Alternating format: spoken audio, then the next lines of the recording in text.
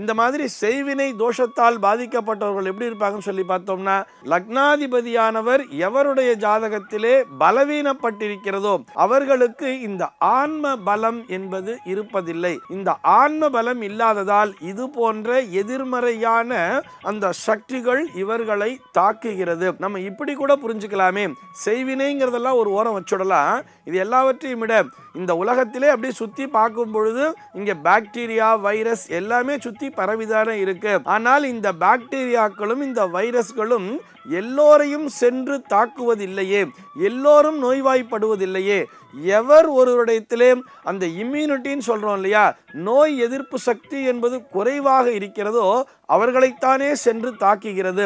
அதே போலத்தான் எவர் ஒருவரிடத்திலே ஆன்ம பலம் என்பது குறைவாக இருக்கிறதோ அவர்களிடத்திலே இது போன்ற எதிர்மறையான சக்திகள் சென்று சேர்ந்து விடுகின்றன.